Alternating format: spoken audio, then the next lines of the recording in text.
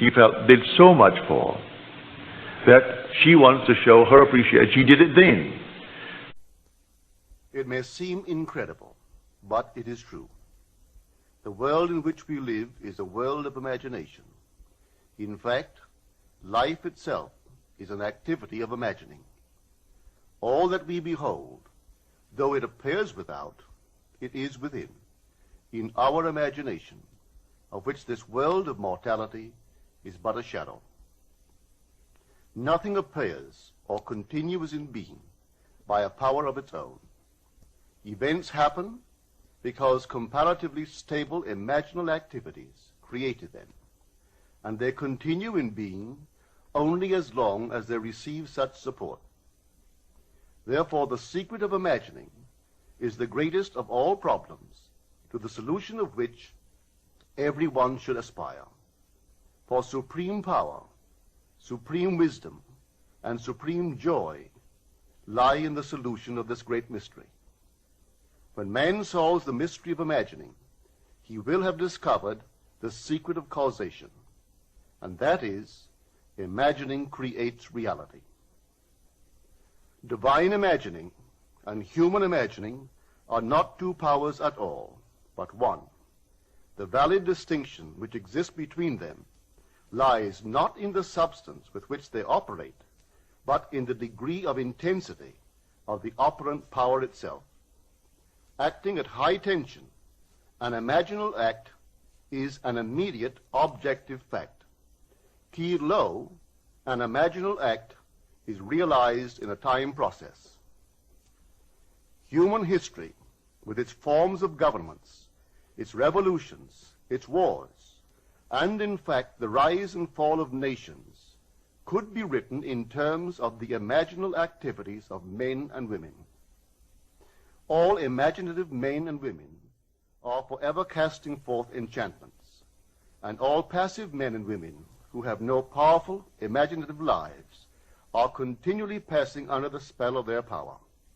If imagination is the only thing that acts or is in existing beings or men, as Blake believed, then we should never be certain that it was not some woman treading in the winepress who began that subtle change in men's minds, or that the passion because of which the earth has been drenched in blood did not begin in the imagination of some shepherd boy, lighting up his eye for a moment before it ran upon its way. The future is the imaginal activity of man in its creative march. Imagining is the creative power, not only of the poet, the artist, the actor and orator, but of the scientist, the inventor, the merchant, and the artisan. Its abuse in unrestrained, unlovely image-making is obvious, but its abuse in undue repression breeds a sterility which robs a man of actual wealth of experience. Imagining novel solutions to ever more complex problems is far more noble than to restrain or kill out desire. Life is the continuing solution of a continuously synthetic problem. Imagining creates events. Our world, created out of men's imagining, comprise unnumbered warring beliefs. Therefore, there can never be a perfectly stable or static state. Today's events are bound to disturb our yesterday's established order. Imaginative men and women invariably unsettle a pre-existing peace of mind. Hold fast to your ideal in your imagination. Nothing can take it from you but your failure to persist in imagining the ideal realized. Imagine only such states that are of value or promise well. To attempt to change circumstances before we change our imaginal activity is the struggle against the very nature of things. There can be no outer change until there is first an imaginal change. Everything we do, unaccompanied by an imaginal change, is but futile readjustment of surfaces. Imagining the wish fulfilled brings about a union with that state, and during that union we behave in keeping with our imaginal change. This shows us that an imaginal change will result in a change of behavior. However, our ordinary imaginal alterations, as we pass from one state to another, are not transformations, because each of them is so rapidly succeeded by another in the reverse direction. But whenever one state grows so stable as to become our constant mood, our habitual attitude, then that habitual state defines our character and is a true transformation. Now let me call your attention to the design on the cover of this record. You will notice a man sitting on a park bench, imagining himself to be in a home.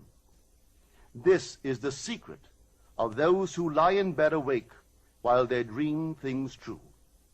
They know how to live in their own dream house until, in fact, they do. Man, through the medium of a controlled waking dream, can predetermine his future.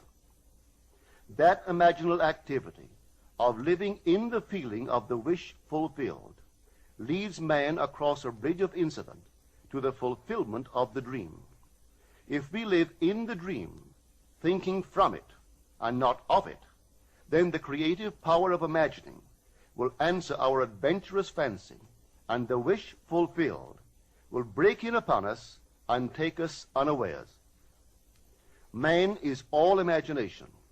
Therefore, man must be where he is in imagination, for his imagination is himself.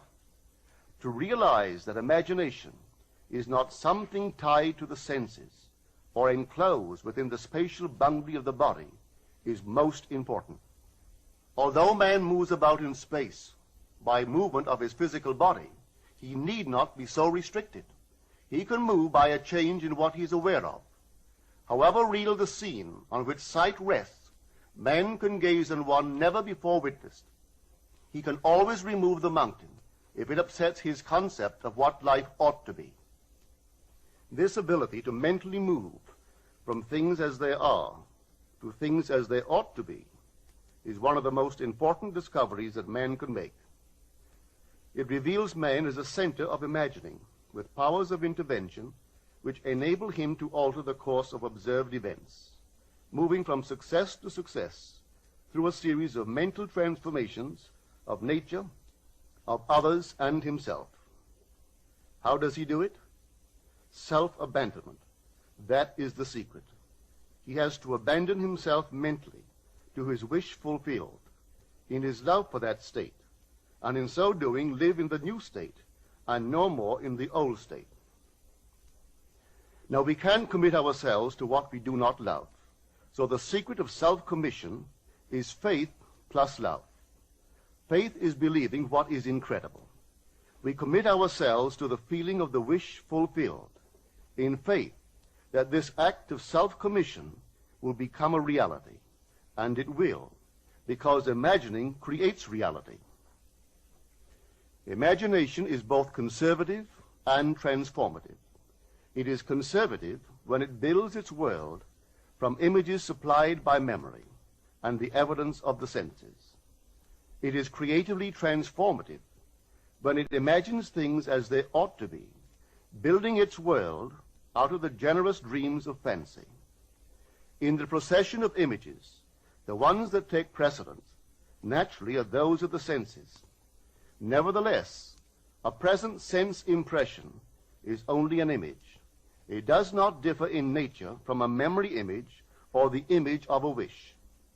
What makes a present sense impression so objectively real is the individual's imagination functioning in it and thinking from it. Whereas in a memory image or a wish, the individual's imagination is not functioning in it and thinking from it, but is functioning out of it and thinking of it. If the individual would enter into the image in his imagination, as the design on the cover of this record suggests, then would he know what it is to be creatively transformative. Then would he realize his wish, and then he would be happy.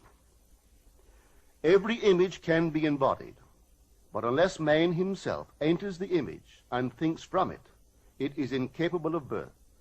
Therefore, it is the height of folly to expect the wish to be realized by the mere passage of time. That which requires imaginative occupancy to produce its effect obviously cannot be effected without such occupancy. We cannot be in one image and not suffer the consequences of not being in another. Imagination is spiritual sensation. Enter the image of the wish fulfilled, then give it sensory vividness and tones of reality by mentally acting as you would act were it a physical fact. Now, this is what I mean by spiritual sensation. Imagine that you are holding a rose in your hand. Smell it. Do you detect the odor of roses?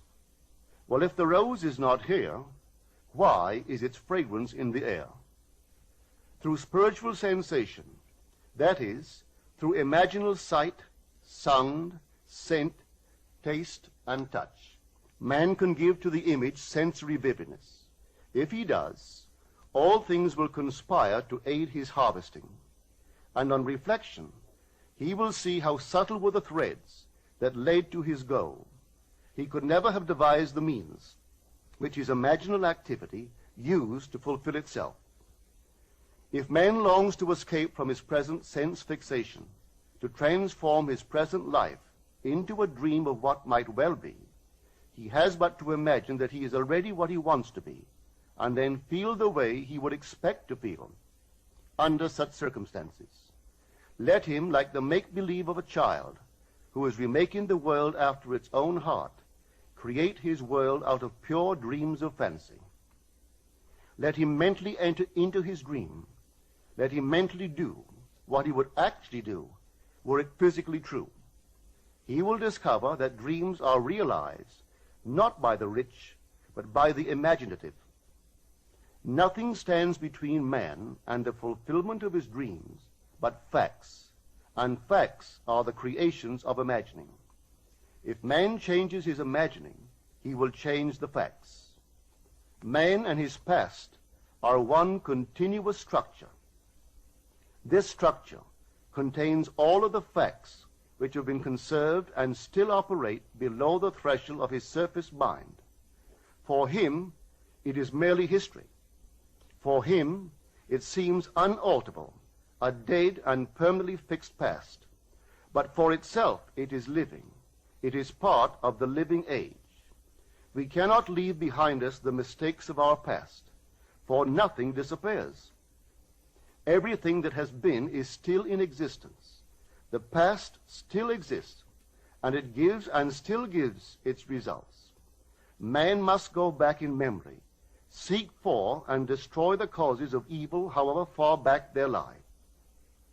This going into the past and replaying a scene of the past in imagination as it ought to have been played the first time, I call revision. And revision results in repeal. Changing our lives means changing the past. The causes of the present evil are the unrevised scenes of the past. The past and the present form the whole structure of man. It is carrying all of its contents with it. Any alteration of content will result in an alteration in the present and future. Live nobly, so that mind can store a past well worthy of recall. Should you fail to do so, remember, the first act of correction or cure is always revise. If the past is recreated into the present, so will the revised past be recreated into the present. Or else, the promise that though your sins are like scarlet, they shall be as white as snow, is a lie. The question may arise as to how, by representing others to ourselves as better than they really were, or mentally rewriting a letter to make it conform to our wish, or by revising the scene of an accident, the interview with the employer, and so on, could change what seems to be the unalterable facts of the past. But remember my claims for imagining. Imagining creates reality. What it makes, it can unmake. It is not only conservative, building a life from images supplied by memory. It is also creatively transformative, altering a theme already in being. The parable of the unjust steward gives the answer to this question. We can alter our world by means of a certain illegal practice, by means of a falsification of the facts, that is, by means of a certain intentional alteration of that which we have experienced, and all this is done in one's own imagination. This is a form of falsehood which not only is not condemned, but is actually approved in the gospel teaching. By means of such a falsehood, a man destroys the causes of evil and acquires friends, and on the strength of this revision proves, judging by the high praise the unjust steward received from his master, that he is deserving of confidence. Because imagining creates reality, we can carry revision to the extreme and revise a scene that would be otherwise unforgivable.